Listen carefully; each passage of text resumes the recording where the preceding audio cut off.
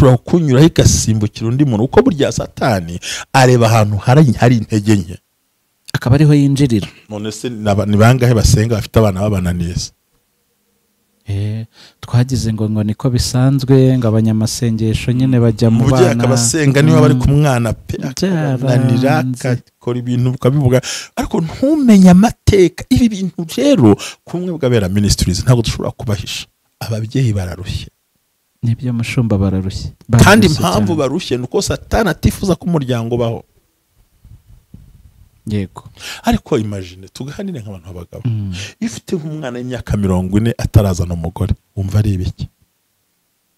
Uw'imyaka 40 w'umukobwa atarabona umugabo, kandi abagabo atari uko babuze, umva ari ibisanzwe. Hari abamva ari ibintu biri aho nyine, ntenda kuba mameya, ntenda kuba padiri, n'iki hoya ni ikibazo. Hakaba n'umukobwa uhitamo kuba mu nzu yonyine, ati genza aho ushaka, vuga ni n'uwo ushaka, nta nkontorora ibindi bire. Kwibaza rero ngo afite bwa burenganzira, jiskaka ni igikomere, kugira ngo ababyeyi turushaho kubabara. Ya mivumo na karande ni ibyo ngibyo turiho, biramanuka bigafata abana, wa mubyeyi akazagira akababaro, yakuze nabi, ashaka bimugoye, yubaka bimugoye, none n'abana bavuye mu nda ye nabo bamubereye akasa, harya bamubereye nk'inyundo ikubita mu mutwe. Ubumwe bw'Abera Ministries, amavuta akandagira amateka, ubuzima bugahinduka. Mwiyerekwa ry'umushumba Reverend Ntambabazi Jean Baptiste ubwo yasengaga Imana, yamuhishuriye abantu benshi batsikamiwe n'amateka mabi. Imana yamubwira ngo genda ubasuke amavuta, ubuzima buhinduke, nabo bahindura ubw'abandi. Ubumwe bw'Abera Ministries ntabwo ari idini, nta nubwo ari n'itorero, ni umuryango wakira buri muntu wese akabohoka. Buri muntu wese mu itorero abohejejwe muri byo. Ubumwe bw'Abera Ministries, amavuta akandagira amateka, ubuzima bugahinduka. Ndabasuhuje mwese abadukurikiye, turacyari mu biganiro by'isanamitima dukubita karande, twerekana inzira abana b'Imana banyuramo kugira ngo babohoke, kuko imitima y'abantu benshi iraremerewe, ariko ntibazwi aho baruhukira, ntibazi aho baruhukiraho. Amazina yanjye ni Jerry, ndi kumwe na Reverend Ntambabazi. Mushumba, ikaze. Urakoze cyane kumpa ikaze kumwe bw'Abera Ministries amavuta akandagira amateka, ubuzima bugahinduka, umuntu wese agahindura n'ubw'abandi. Reka mbabwire ngo Imana ibagire neza kuri uyu munsi wo kuwa gatanu. Nizera ko Imana iri mu ruhande rwacu, kandi umwuka wera Imana akomeza abandi. Urakoze kumpa ikaze. Ndabikunde wambaye African style. Ya merci beaucoup. Mbona biryoshye kukureba. Merci beaucoup, urakoze. N'abandi bazatubwira icyo bakunda, ariko ngiye nkunda nyine African style, mbona biryoshye, umupapa ubereye Afrika. Abaterankunga namwe ndabashuhuje, murabyumviriye. Turabasuhuje cyane abantu bose bazamfasha, ariko maze kukujyamo fanta nyinshi. Ndakubabariye. Okay, murakoze. Ndabikuyeho ndabihanaguye. Haleluya. Nibyo byiza, tuba tugomba kuba abana b'Imana. Mushumba, muri iki cyumweru tumaze iminsi tugaragaza, twibanze cyane ku bantu bubatse. Yego. Twahereye ku gushaka, kubuzwa gushaka n'impamvu ibitera, tugera mu rugo, nabwo tubona uko bimeze, noneho tubona n'ibimenyetso byerekana ko uwo muntu ariho nabi mu rugo. Bivuga ngo urugo rurutwa na gereza cyane rwose, akicuza kandi yarabisengeye ngo ariko agasanga Sekibi yakarande yamutanze. Kandi twabonye nuko mariage cyagushaka no gushakwa ni icyifuzo cy'Imana, n'igitekerezo cy'Imana, ariko igitekerezo cy'umuyobozi ni iki? Ni itegeko. Sawa rero Satani akakirwanyiriza iki? Yego. Ubungu noneho ndagira ngo tugere ahantu hakomeye. Za mbuto Imana yashakaga ko umuryango ugira, nta kindi ni ukwagura umuryango, ni ukororoka n'abana. Uzabyare hungu, uzabyare kobwa, yamigisha ababyeyi bajya batura ku bana babo, ati muzabyare babasengera bagiye kubaka. Iyo migisha warayibonye, izo mbuto warazibonye, ariko nabo bakubereye nk'abandi bose, bakubereye nka rubanda. Barakuze baragutaye, barakuze barakwibagiye, barakuze Satani ahantu hose akahadutangatanga, kuko tujya tubona ababyeyi birirwa ku mavi basengera abana babo, abatarabaye abasinzi babaye indaya, abatarabaye indaya babaye ibintu utamenya, abatinze gushaka za karande za zindi watubwiye umushumba. Iki kintu ndagira ngo ukitwinjizemo neza, kuko urubyiruko ruraremerewe ariko ntiruzi ibyabateye. Ababyeyi bararemerewe kubw'urubyiruko rwabo, kubw'abana babo. ngo haye ikaze dusengere tuze. Urakoze data, turagushimye kuri Imana yacu, nuhabwe icyubahiro mu izina rya Yesu. Ntawasobanura ibyawe utamuhaye imbaraga, ntawavuga ibyawe utamwigishije, ntacyo umuntu yabasha gukora kereka Mwami umuhaye umwanya kuvuga ngo nagikore gakunda. Ariko ubundi kuri twebwe ntabwo ibyo bintu byashoboka. Utanze imbaraga biremera, unyemerere uba natwe muri byose kubwa Yesu Kristo umwami wacu. Amen. Amen. Cyambere ndivuga ganire nuko iyo Satani yakubabaje ukiri mutoya, wagira Imana ugaca urukuta ugashaka umugabo akakugora, hari n'igihe na Satani yinjira muri babana bawe, cyane kumva ko mu muryango banakura bumva rimwe utari mwiza ubundi uri mwiza. Tubona amagambo Imana yabwiye Eli, yaramubwiye ngo ibyiza bazabona Abisiraheli wowe uzajya ubonera ibyago mu nzu yanjye, ngo kandi bizaba ku bahungu bawe, ngo bizatuma babaranga amaso asubira umutwe. Nawe nyumvira igitabo cya mbere cya Samweli bice 2 umurongo hasi wa 35 ukomeje aho ngaho. Reka tuhasome tutarajya kure.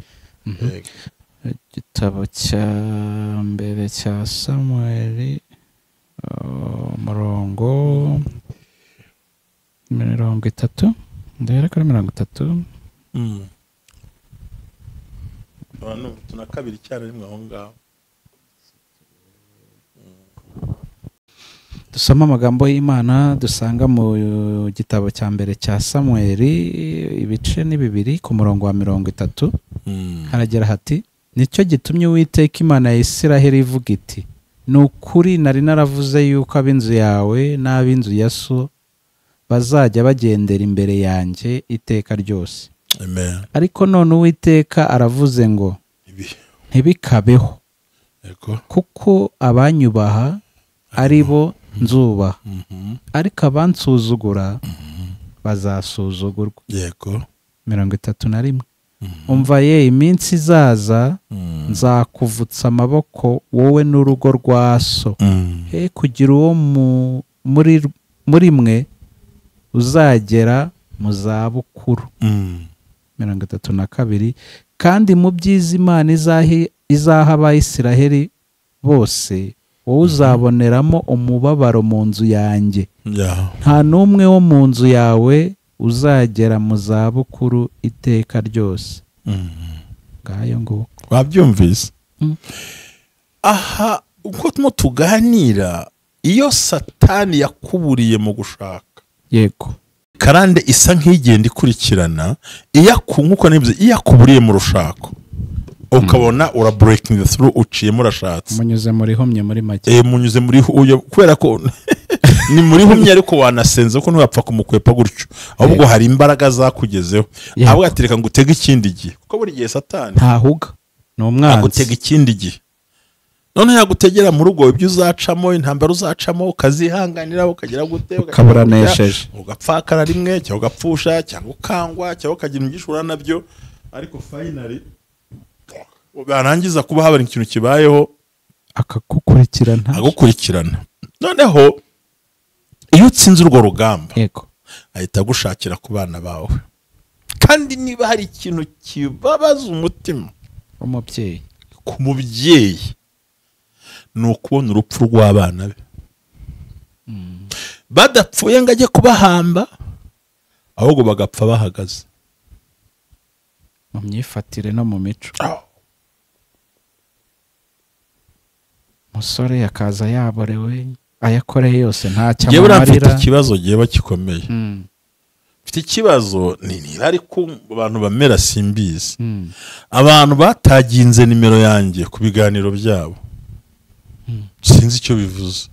Oya, ni ikibazo gikomeye, ahubwo ugomba kuzarekarama. noneho urumva ugomba kuzatanga ikirego ahubwo muri RIB. noneho bakashyiraho nabonye hariho ngo abitwa ba Dr Sabe n'abandi bose ngo na nimero ya pasiteri Ntambabazi, nimero yawe ya nyayo iriho n'izina ryanjye. Kiye kubona mbona umuntu arampamagaye sake naye ndi mu nkuru ibiganiro arambwira ati nabonye wanyandikiye kuri Instagram. Sinjya nkunda no kuyikoresha je muri mu buzima bwanjye.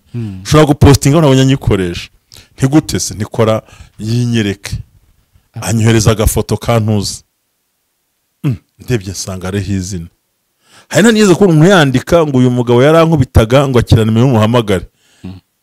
Jewe ikikumbi hariho abandi barya bose bakora za comedy bose. Yego. Arambwira ati mpi ifoto ntenda guifoto genda kuza nta kuvugishije. Arangerageza. Natunguwe n'ukuntu ari umwana w'umukobwa muto cyane uri aho ngaho. Kinambwa ngenda umugabo ukuze ibyo nta bintu sinabwo amafoto y'iki. Ntireba kuri profile ndayimwereka. Ngo urambeshye uri yaryangwa narinzi ko ngo nta mugabo ubukana ayo masaha. Nane so byuno ubukana ayo masaha. Nukuri ndabikoreka muri telefone. Urumva umuntu ashyizeho nimero ariko ndaza gushakisha uriya muntu njewe kutaginga namba yanjye ariko bagashyiraho izina ryanjye. Ibyiza nuko wakwifashisha inzego z'umutekano. Kuko ibi bintu byaba no kuvuga ngo icyaha cyose yakorera kuri iyi account na nimero yawe byakwanduza isura yawe, wenda byazagaragara ko atari ukuri ariko yaba guharabitse. Kuko urumva ntibona ari ibintu ni kimwe nk'uko umuntu yagutira telefone akayikoresha ibintu bibi. Urumva nimero yanjye yishyiraho ku kiganiro akemeza ko ari niyanjye akayitagingaho. Ni ikibazo rero. Noneho bakumva ko nimero igena kandi ntabwo umuntu namusobanukiwe. Ndashaka kwereka urupfu rw'abantu. Yego. Uwo mwana w'umukobwa ampamagara yumva ko ndi babahungu bagenzi be bangana. Ko yambwiye ati mpa piki, ngeze piki ni iki? Piki ni iki? Igere no gose. Uti piki ni iki? Oya reka ndefite no muri telefone. Timo turavuga akababaro k'ababyeyi mu guhomba na akari gaciyemo. Ariko buriya nyine ubwo ngingiriye inama cyane no kwegera RIB ikagufasha. Ubwo nabonye intuze bazabimfasha. Bigize icyaha gukoresha imyirondoro itari yawe. Noneho agashyiraho kugira ngo nibera kugira ngo kuko abandi bashyizeho amazina ariko kuri njye ashyiraho nimero kandi maze guhamagarwa n'abantu benshi. Ni ikibazo gikomeye. Ngo duhamye ukuntu ngo ibi ntabwo mbizi. Ni ikibazo gikomeye. Gikomeye cyane. RIB ntituye hepfiriya sa. Hano hepfira hari. Ugomba gucayo ukabereka ikibazo ufite. Noneho urumva reka ndimo ndareba narimweretsa agahinda. Uwo mwana w'umukobwa ntaryamye ahubwo araye muri telefone ngo bamwandikiye ngo bamubeshye. Noneho nasetse buri kintu mvuga urumva biteye isoni n'ubwoba kandi kugira ngo harisangahe Yesu umwami. Kaba ataryamye ntago bashaka kuryama, ntago bakeneye kuryama ahubwo bakeneye kuvuga amafuti. Siyo nimero nayirambitse hera. Ndumva ni nimero ntabwo nabisibye nabyihoreye ariko numvaga ntabyumva. Arambaza ati uranambeshye, ati ntumbwije n'ukuri, ati mbonye ko ati nta musaza urarakanuye. Narindi mu kazi jewe ndimo nkora akazi kanjye ngaha ndayibonye nanyandikiye ngo morning sinamushubije. Yanyandikiye arambwira reka mbikubwire nge ntabwo nca ku ruhande ubyumve. Timo turumva urupfu rw'abana. Yego. Bakabaza ababyeyi. Yanyandikiye ijambo rimwe arabanza arambaza ngo ibi biranditse ni nayibonye. Ni umuntu witwa kuriya arangije aramwandikira. Handitseho ngo episode ya 5 bigiyo bijya Nyambo amugize umukozi Ruga abigenderamo. Kirani sabi comedy Burundi. None nimero ya pasiteri Ntambabazi bashyira iryo zina. Umuntu ahita nyandikira. Ni ikibazo pasiteri wegera inzego z'umutekano. Ntabwo ari ngiye ahubwo n'undi mushyiraho namba yanjye nta kibazo. Okay noneho wampaye pikisi. Pikisi ni iki? ni pana se zawe niba ntacyo bitwaye ntiniki ati ni ifoto ni byiza ko enda gwifoto ugenda kuzi ahita ambwira uko yitwa ashaka kubivuga ufite nanjye ndamubwira nti oh ni byiza ufite amazina meza okay none utuye he ndasheceka oya okay ngano amaya foto ntago nya ntanga amafoto ngende umuntu mukuru ndi umuntu w'umusaza ntago nya ntanga amafoto okay ntacyo bitwaye abayohereje ifoto ye ndayifite hano babarira turebe apana hano nje ndareba gusa ntago tureba kuri kamera nje unyereke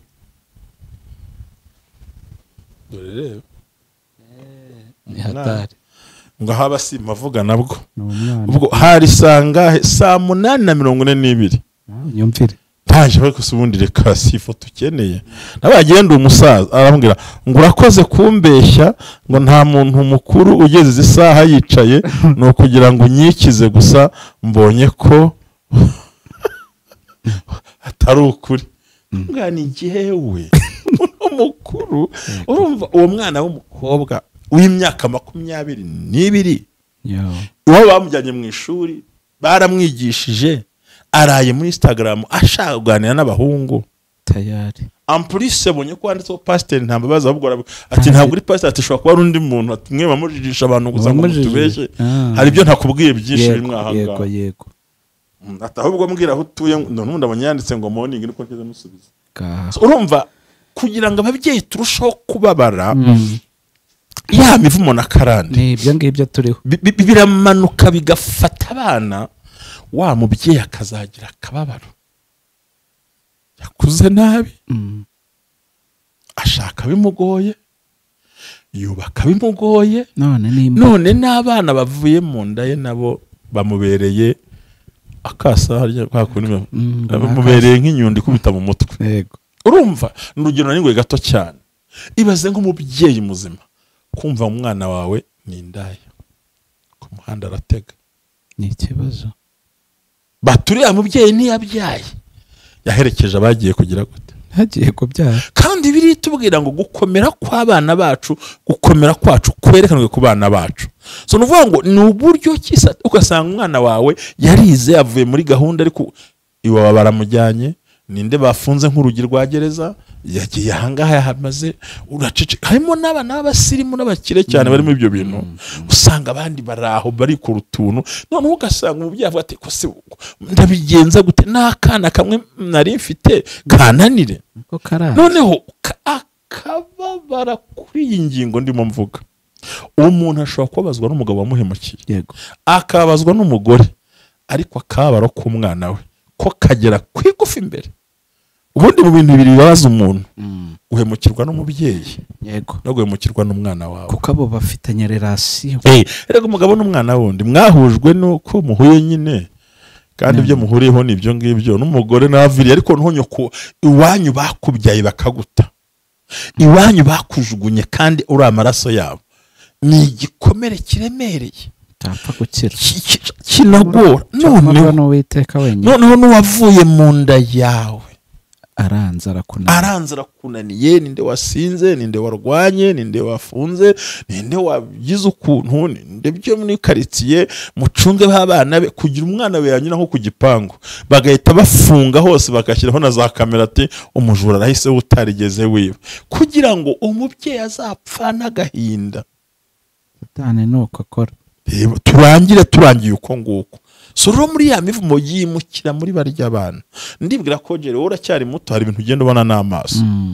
ngahibaze nayo kubona umusore yambaye ingutiya mu muhanda oya barabikora babaza uwo mubyeyi hari buze kujya baza abana usanga usiye ko leta ribu yabihagurukiye aragiye ati dore ge nteye uko nguko akavuga biriya bintu cyane rwose waramuhaye ibere waramwonyeje wa mubyeyi urumva adafite ikintu cy'isoni n'ikimwaro ubuzima ntibwamuhiriye ahavuka yaravunitse ntacyo agezeho urugwara rwubatse mu ntambara n'akana kamwe abyaye tubiri tumukoreje isoni ku mugaragaro urya muntu urumva karandi itagiye kumurundura hariya udasize abana ubyaye abana beza b'abasirimu bafite ubushobozi ariko ntibakwibutse noneho hari no kutakwibuka no kunakujugunya noneho bakumva babwite ariko bana banjye mwakose bati ibyo ntibikureba twe turi muri viziyo cyane.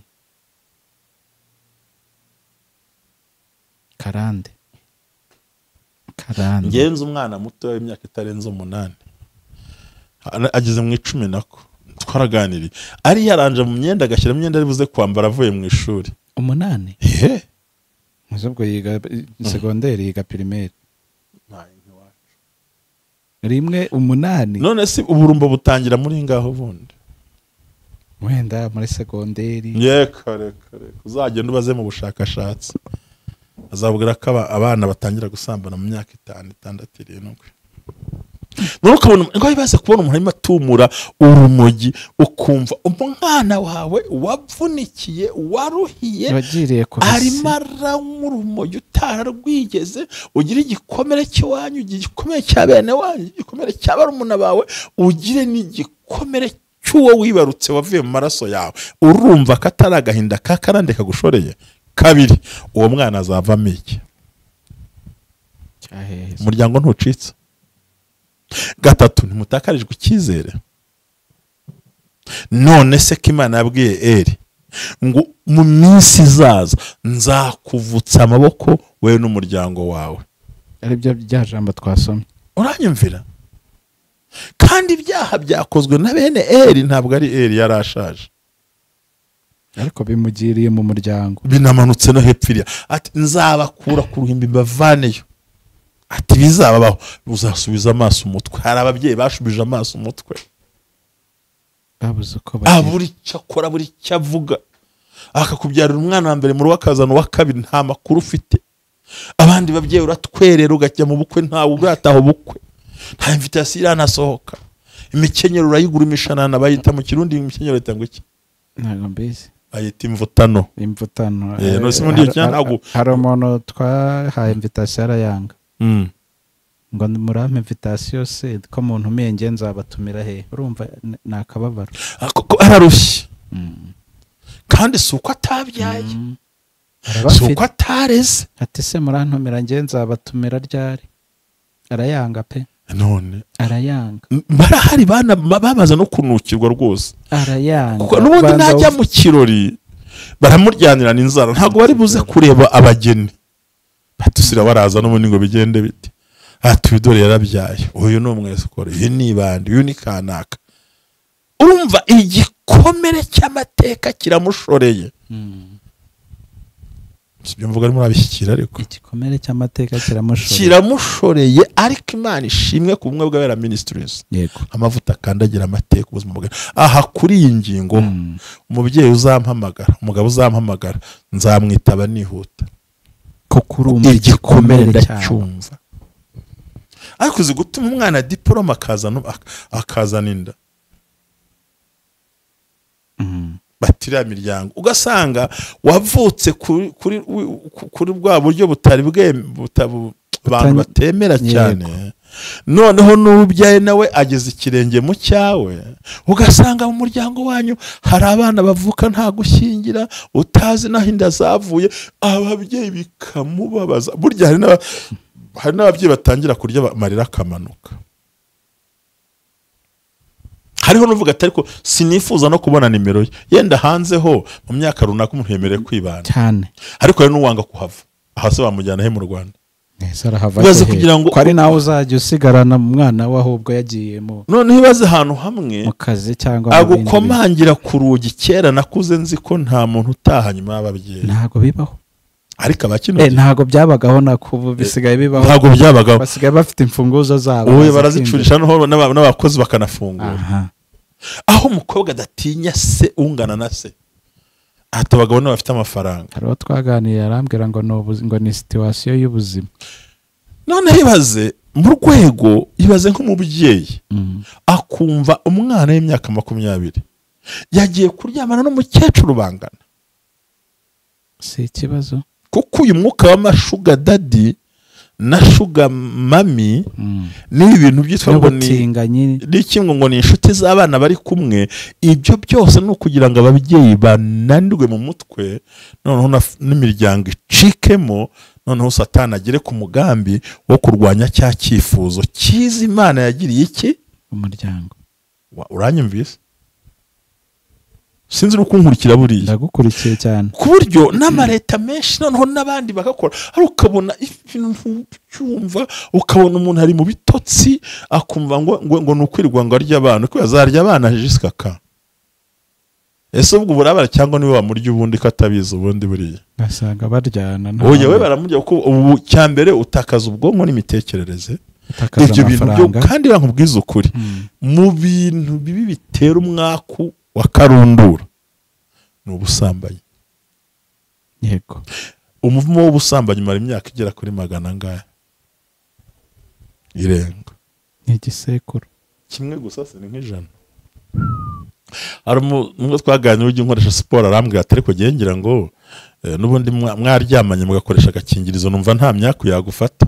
Nze nubundi ntaho muba mwahuriye. Ntaho muba mwahuriye. Ni hatari. Nukuvuga ngo aho niho twarimo tureba ibikomere by'ababyeyi. Ndabyumva cyane. Kandi bituvuze ntabwo biri ku bana bakuru ku bana b'abakire gusa, memo n'ababakene. Ingeri zose. Urugendo ugasanga kana kabaye inda kumirwa. Nje ntangajwe nako ngako k'imyaka 8. Oya kaba kabitangiye. Ibaze nukuri. nshaka kumpisha utwenda. Hanyuma sakajya. Icyo kibazo nyabwa. Hari n'abandi bapfuye mu mutwe bari aho ngaho. Abona ko kana k'iyo myaka kumva aragashaka. Yakarande. Satani arimo arapromotinga kandi uwo mwana na nyina niko yamubyaye. Amusigira nyirakuru. Yakarandira kuri iki. Ejo nawe azaba ahetse undi bangana. Ibi bintu ni ibikomere. Fasha abantu batwaye muri Amerika, batwaye mu university zihenze, bajyanye i Burayi, batwayeyo umubyeyi yaririye arimaze kugira ngo kunde wigomwa kugira ngo bige, aho kugira ngo abana bazimati ndawo mutinga nyirategeye nta mugabo nzashaka, ndategeye nta nubwo mbikene ne muri CBN gentarika ibi bintu umuntu akicwa n'urumogi. Ibi nibyo bintu byishe urubyiruko rw'iyi minsi, nkuko bivuze ko ari ingeri zose. Ikibazo niba kujyaho n'ubwo urubyiruko rupfuye, twibirebera mu ipfa ry'urubyiruko, tubirebere mu gikomere cy'umubyeyi. Yahereye kera yagombye kwishimira imbuto z'abana be. Yaririye arimara kugira ngo kunde wige, akohereza i Burayi. Yemwe rimwe na rimwe ababyeyi bafata inguzanyo kugira ngo akunde kurihira. Ibaze kubona umuntu w'umusore yisize ibintu ku munwa. Ibyo turi kubona. Reba ibyo bintu utekereza uwo mubyeyi n'igise yagiye. Nibyo turi kubona. Ahereye akomeretse, azamutse akomeretse, noneho karandi ifashe n'abana be bije nk'umuvumo, kandi yakwira bagasanga icyo kintu ntiyakigeze. Reba nkubwiza ukuri. Reba ukuntu ababyeyi barushye. Esegere ababyeyi bararemerewe. Kutavuga kwibwa n'umwana wibyariye. Ibyo bintu nibyo byeze. Kwibwa n'umwana ntacyo wamwimye, akaguteza abajura. Umwana yaza mugahisha computer, mugahisha telefone, mugahisha ikintu cyose. Hari naza muri salo akahita bohereza y'abantu kugira ngo, kuko ni mu musiga wenyine aracomora frati agenda yigurisha, ajye kugura ibyanywa. Abandi bitera ishinge mu kizabafasha, abandi mutamenya cyari kintu kizentera ubwoba. Addicted ku rumogi, ku biyobyabwenge. Njye nibaza uzi ko urubyiruko ashobora gukora ibintu muri restaurant utabasha gukora. Murashobora akamanura icupa utagura mu buzima. Amafaranga bayakura. Ese ubundi wa mwana muto wawe utunze ufite iPhone ya 1,100,000 ngahe, wowe mubyeyi utabasha no kugura 1,400,000, hari uruganda yacomoyemo n'uruhe? Ababyeyi bararushye, ababyeyi bameze neza. Ahubwo ati giye nta nubwo nshaka iriya stress. Ati narabihariye Imana. Noneho usaba aryama ntibanabyuka, bakagira ubuzima bwo kunywa gusa, kuryama, kwinywera amatabi no kurekera aho ngaho. Ukabwa se Imana ni ibintu naruhiye. Urumva wa mubyeyi akomeretse ryari? Nyamara je nubwo uvuga ngo dusoze kino kiganiro, ababyeyi ndabumva bafite agahinda n'umubabaro. None mushumba se aba babyeyi duhora duhura nabo, yabuze icyo akora, ntazo yatakira, nta nubwo yarazi ikibitera, inkomoko y'ibyo bintu. Ariko arayumvise. harayumvise kuko burya karandira pirona ni nko kurengaho. Karandi ishobora kunyuraho igasimbukira undi muntu, uko burya Satani areba ahantu hari intege nke akaba ariho yinjirira. None se ni bangahe basenga bafite abana babananiye? Twagize ngo niko bisanzwe, ngo abanyamasengesho nyine bajya mu bana, akabasenga niba bari ku mwana pe akananira akakora ibintu ukabivuga, ariko ntumenye amateka. Ibi bintu rero kumwe bw'abera ministries ntabwo dushobora kubahisha. Ababyeyi bararushye, nibyo mushumba bararushye, kandi impamvu barushye nuko Satani atifuza ko umuryango baho. Yego, ariko imagine tuganire nk'abantu b'abagabo, iyo ufite nk'umwana w'imyaka 40 atarazana umugore, wumva ari ibiki? Uw'imyaka 40 w'umukobwa atarabona umugabo, kandi abagabo atari uko babuze, umva ari ibisanzwe. Hari abamva ari ibintu biri aho nyine, ntenda kuba mameya, ntenda kuba padiri, n'iki hoya ni ikibazo.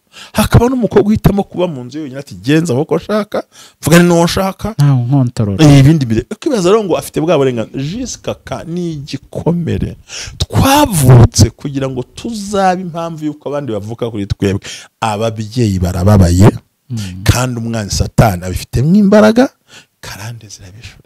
Ibaze nkawe tujye mu cyimbo cyawe, ibaze nk'abo bana bataha iwawe, agahinda kaza kuzonga, bagacomora imodoka, radio mu modoka, amafaranga aho wayateretse bagaterura, ukaba ufite n'ibyo ukora, ukaba utamujyana muri kampani yawe. Nibyo turi kubona hanze. Ugasanga umuntu arimo aranywa urumogi, baramufata yenda ngo baranitera n'ishinge ntiwamenya, inzoga zarabishe rendi, araryamye, kandi ugasanga baravuga Urwongereza rwiza, Urufaransa rwiza, n'abana beza, ariko ukibuza karande kwinjira. Ibyo si byo nibiki kugira ngo wa mubyeyi ababare. Ubu yishwe n'agahinda, hari abapapa bananiwe mu mutwe, ati ndarehebye, akarekera. Ngibyo rero ati abana bazakubabaza.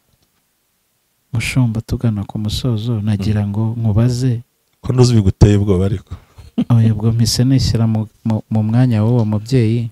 Noneho ibaze igihe ntega amatwi y'ibyo bintu buri munsi. Wiriya Kimara wafashe akadeni ngo umwana we ejo atazasabiriza, ajye ku ishuri, ajye muri Amerika yige mu mashuri hano mu Rwanda, ntacyo mu hose mu rwego rwawe. Yego,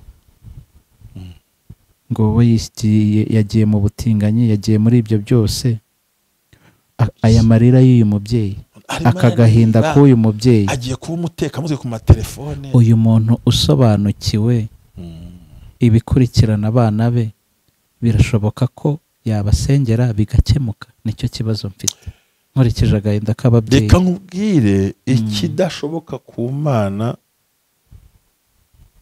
nta kijya kibaho, cyane ko tubwiye ko bafitanye relasiyo nyine y'amaraso. Ubundi ikiba kiriho, niba warababajwe nabwiye ko ubundi akabaro ka mbere ni uko bazwa n'uwakubyaye n'ubyaye. Umugabo yagiye naho ngaho, umubyeyi yabuze nta wundi ubona, naho niyo umwana apfuye wamubyaye ntari yagiye kugora, ariko umugabo aragenda rimwe na rimwe. Buse ntibiromariya n'ibisasi bisanzwe ibyo ngibyo. Urumva ikintu kiriho, niba Yesu ku musaraba yarababariye igisambo kidashoboye cyo kibye, niki Yesu atakora? Ahubwo icyambere bareke kwigunga no kurira no gusenga yo kwiyahura no kumva atagikeneye kuba ku isi. Umubyeyi natera intambwe, amenye imbaraga zirwanya umwana we, amenye imbaraga zimurwanya. Kabiri, nashaka umushumbye mu itorero ry'iwabo, apfa kuba bisobanukiwe, ariko si benshi bisobanukirwa. Azamutegeka icyo gukora. Baba barafasha abana banyu bakabamurikira Satani mutabizi. Buriya tuzerekana ubutaha nitubona umwanya mu cyo gitaha, ese umuvumo uva he? Waruzwa umuvumo uva ku Mana, hakabaho n'uva ku bantu, hakabaho n'uva ku bandi bantu bagufiteho ubushobozi. Nibyo nagira ngo numve nimba wa mubyeyi wafite imbaraga, yego, zo kuba yakuza umwana we kuri ibyo bintu. Naho nashaka kuko we aracyamufiteho ubushobozi. Burya abana bagowe nababyibonaho, kandi nta muryango wari, kuko ugomba kumenya amateka parikuru y'umuryango wawe, warangiza uka breaking ibyo bintu maze bigakunda. Ikikomeye bagomba kumenya ko buriya ntabwo abantu bazi ko hari ibitambo bibiri. Hari igitambo kiba cyapfuye, hariho n'igitambo kizima. kigenda n'igitambo cyarapfuye. Ukabona aragenda ariko nta buzima afite, ntabwo tegereje, ntabwo aribagirwa iby'umubwiye ntahari, wagira ngo umuntu arahari ugasanga nta data, wamuhana ukagira ngo mwoherejeyo, wamugira inama ati ntukanyinjire mu buzima, ugasanga ni ikigumu cyari ryamye akabyuka karabagenda, nta jambo wamuvugisha, wamurabwa atari ku bintu byati nimureke sinjye wanyu, ugasanga ntiwanamutuma ku bintu bifatika, reka araho ngaho, ariko kumbi bamutanzeho igitambo cy'uruzerero no kutagira bwa bwenge. Hariho nabo basabira akazi bakakanga kandi twarakabuze, ati ndumva nta kabasha, mwana nagakora simbishaka, gusa kigumira aho ngaho. Sumva ni igitambo kigenda. Uyu mubyeyi bamuhuje n'ibicaniro bibi bamukoreramo. Hari umugabo twasengeye hano azanye umwana we, ndamubwira n'umwana wawe ugiye kuzana n'uretse gatoya, ndabanza mbaza Imana irambwira ngo ngumva iyo umwana ari muzima hari umuntu runaka urwara iwabo, uwo muntu wo mu muryango yari muzima, umwana ararwara. Kumbi dusanga bahambiranije ibintu byabo byose. Na mwana ntikamubwiza ukuri, ndi mu mwuka ndimo ndabona uno mwana yarwaye kanaka ba muzima, mubwira nyine uwo nabonaga, sinavuze izina, kandi wongera ucunge iyo wa wundi arwaye uno mwana muzima, bivuze ngo bahuje amaraso yo mu buryo bacemo mutanabizi. Niyo mpamvu rero kirambere turi genda usenye ayo masezerano, byasenye n'ibyo bintu wakoze. Kumbi asanga yarambwira ati wadutije akana kakaza kakarara hano rimwe kakaturaza, kaharaye nyine cenginga gahunda. Umwanzi w'umuntu no mu rugo rwe no mu muryango we, ati yewe nyohereza kakana kandaze, kumba aragira ngo transfere gahunda. Umwana yakira, uwo muntu akaba ari hasi, uwo yarwara umwana akaba ari hasi, kandi buri gihe mu ishuri agakora ama exercice yose neza, ariko yajya mu kizami akabwira bati mbona ibintu binyerera nk'inyuguti. Kibaza ngo mu mateste afite 85%, mu kizami afite 30%. Kibaza imibare yakoze mu mateste si yaje mu bizami, kubera umunsi w'ikizami gakabona ari ibintu bita gutya, bahita bakora gahunda. Abana be barazamuka, bo umuntu baramanuka. Tugomba gusenya bino bintu tukagira na bwa bwenge. Rero niho twabwiraga abantu ababyeyi batumve ngo bakoresha ubwo buryo, basenga Imana, begere n'abantu, begere n'umushumba babashumbye, si ngo bampamagare cyane, ariko kugenza bitaba no kumenya ngo batanzwe igitambo kigenda. Igitambo kigenda ubwo mpise nkurura ibintu byinshi.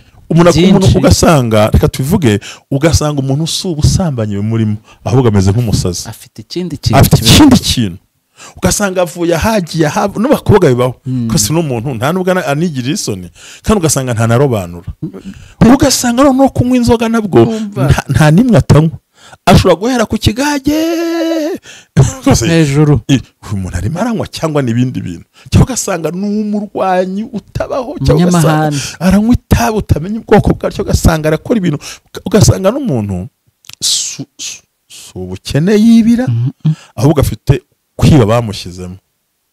Ibyo mvuga ngo barabyumva, bari muri Canada, bari muri Amerika, bari mu Rwanda barabyumva, inshuti zose barabisobanukirwa ko nzi neza ko iki mvuze umubyeyi wese acyumve, atera intambwe, abohoza be, abohoza ibye, Imana iracyakora kandi Imana iri ku ngoma. Ndagushimiye mushumba, urakoze cyane. Ababyeyi bazakora nk'uko ubagiriye inama, nta kindi narenzaho. Merci.